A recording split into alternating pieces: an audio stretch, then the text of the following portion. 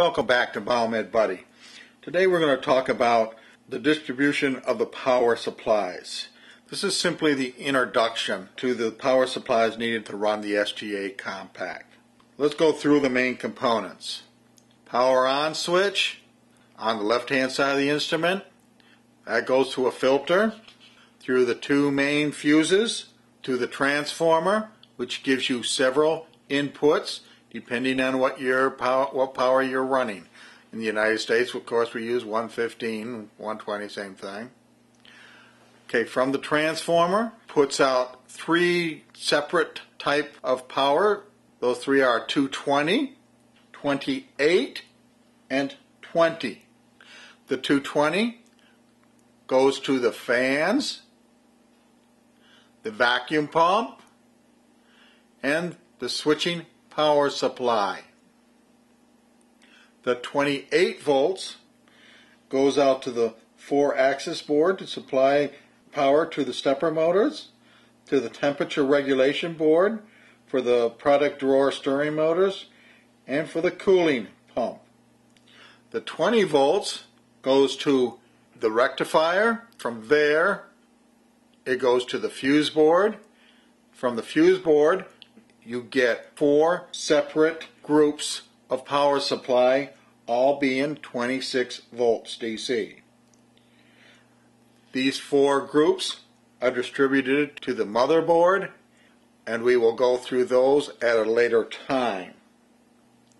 The fuse board, located on the bottom left hand side of the instrument, has fuses F1 for the fans, F2 for the vacuum pump, F3 for the switching power supply, F4 for the stepper motors, stirring motors, cooling liquid pumps, F5 for the drawer motors and product cooling, F6 for the valve core pumps and electro valves.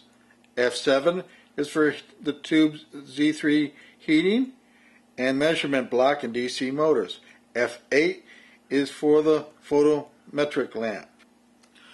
You see the connectors here? Connectors come from the transformer, go to the fans, go to the vacuum pumps, go to the motherboard, one that comes in here from the transformer. On the fuse board you have an optocoupler which turns on and off the vacuum pump. The main purpose of the fuse board is, of course, to protect the other components in the STA compact by the uses of fuses. On the front of the instrument you will see supporting diodes which tell you that all your power supplies are okay. The fuse board also brings in from the switching power supply monitors 5, plus 12, and negative 12 switching power supply voltages.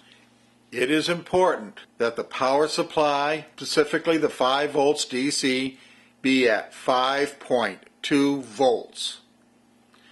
On the motherboard, on the right hand side of the motherboard, right at the edge of the instrument, you'll find test points to take measurements of the power supply going to the instrument. Again, it is important that the power supply be 5.2 for the 5 volts line. Also notice that the switching power supply provides power to your PC rack, meaning it runs your computer system in the STA compact. The color of these lines I took from an STA compact, so they should be correct. Guess that is it for an overview of the incoming power to the STA compact. Thank you very much for attending this session with Biomed Buddy.